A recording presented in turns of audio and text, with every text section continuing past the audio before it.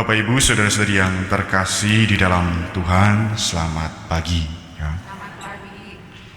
Pernahkah Bapak Ibu mengamati seekor lebah ya? Mungkin kita berjumpa di sekitar rumah kita ada seekor lebah. Seekor lebah biasanya selalu bersama teman-temannya. Lebah itu hewan yang kecil ya, hewan yang lincah. Lebah menjadi salah satu hewan yang hidup sosialnya cukup tinggi.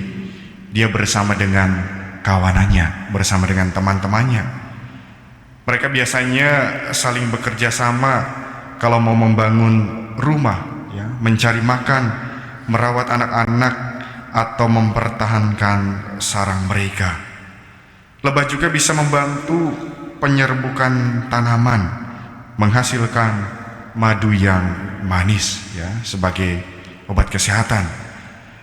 Dan jika ada temannya yang kesulitan ya, lebah akan dengan spontan tergerak untuk membantu temannya, menolong temannya. Lebah itu hewan kecil tetapi toh banyak memberikan manfaat ya, tidak hanya untuk lebah sendiri tetapi juga untuk manusia yang ada di sekitarnya. Bapak Ibu saudara-saudari yang terkasih, suatu ketika saya masih frater ya, frater tingkat akhir, saya diutus ya pimpinan saya untuk pergi ke tanah Papua ya. Pada waktu itu saya hanya membawa satu koper kecil ya, dan satu tas gunung karena tidak tahu situasi di sana seperti apa. Ya sudah, saya membawa barang-barang seadanya saja. Dan pada suatu ketika saya harus melayani ke suatu kampung yang jauh dari perkotaan ya, dan harus naik perahu kurang lebih selama 3 jam lamanya ya, bukan perahu kapal feri tetapi perahu kecil yang bisa muat hanya 5 atau 6 orang ya. Dan pada waktu itu harus melintasi rawa-rawa ya, melewati hutan ya, hutan-hutan yang lebat, tidak ada perkampungan ya di samping hutan itu. Dan pada waktu itu apa yang saya bawa ya, saya merencanakan ya sudah, saya membawa beras merah ya, saya membawa bubur kacang hijau, susu kaleng, gula, majalah-majalah, minyak ya, proyektor, dan satu laptop ya. Dan sore hari itu ketika saya sampai di perkampungan itu ya, saya tergerak ya untuk mengumpulkan anak-anak sekolah ya, anak-anak SD, anak-anak SMP untuk berkumpul ya. Adik-adik, mari kita berkumpul bersama ya. Dan saya membagikan majalah-majalah itu ya. Mereka ya, yang anak-anak kecil tidak bisa membaca, tetapi dengan senang hati mereka melihat gambar-gambarnya saja di majalah itu ya. Dan anak-anak yang agak besar ya, kita belajar membaca sedikit ya, pelan-pelan ya, setiap saya datang ke kampung. Dan setelah selesai belajar, kita masak bubur kacang dan kita makan-makan bersama ya, makan bubur kacang. Dan malamnya saya mengumpulkan para orang tua ya, orang tua di kampung itu ya. Bapak Ibu, kita nonton bersama ya. Dan saya menyalakan diesel ya, dengan diesel yang ya secukupnya listrik ya. Saya menyalakan proyektor karena tidak ada layar. Saya menggunakan kain putih ya, saya tempel saja dengan paku di dinding gereja ya. Pada waktu itu saya menonton Life of Pi ya, dengan masyarakat di sana ya. Bapak Ibu saudara-saudara yang terkasih, itulah salah satu pengalaman berharga bahwa hidup saya sungguh berarti ketika saya bisa ya berada di tengah-tengah mereka. Saya bisa membantu apa yang saya bisa ya. Tentu saja hal itu bukan pekerjaan yang rumit, hal yang sangat sederhana ya, sesuai konteks di mana saya berada.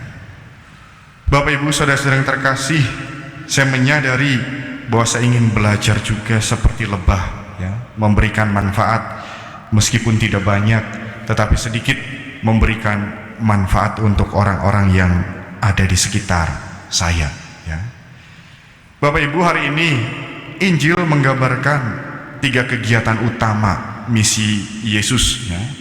Yang pertama, Yesus memberitakan, ya. Yang kedua, Yesus mengajar. Yang ketiga, Yesus menyembuhkan. Dan di dalam Injil juga diceritakan bagaimana Yesus memilih ke-12 rasulnya untuk menemaninya, untuk menjadi penolong di dalam misi mesianis Yesus ini. Kita bisa melihat gambaran pribadi Yesus, ya.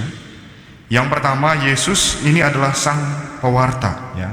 Yesus menjadi pewarta kabar gembira, pewarta kabar baik bagi umat manusia, ya.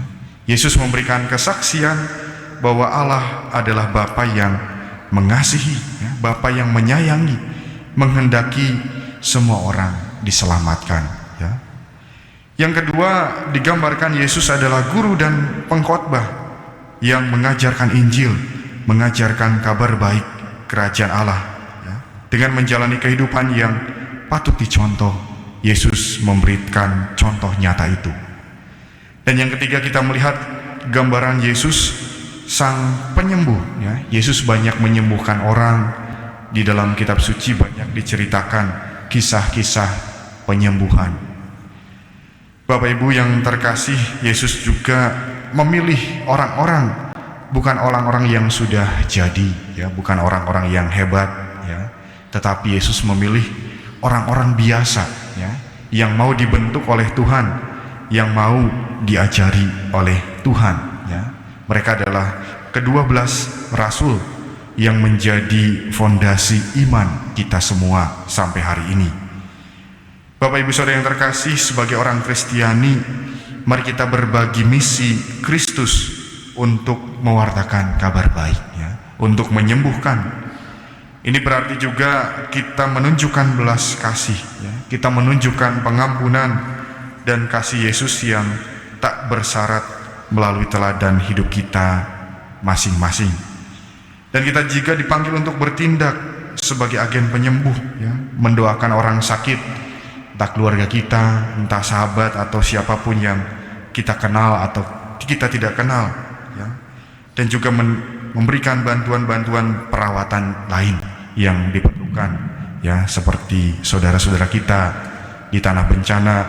Mungkin kita tidak bisa ke sana, tetapi kita bisa mendoakan atau sedikit memberikan apa yang kita miliki untuk meringankan beban mereka. Bapak Ibu Saudara yang terkasih, mari kita terus berbagi kebaikan di tengah dunia ini, karena kebaikan Tuhan senantiasa hadir di tengah hidup kita semua. Mari kita hening sejenak.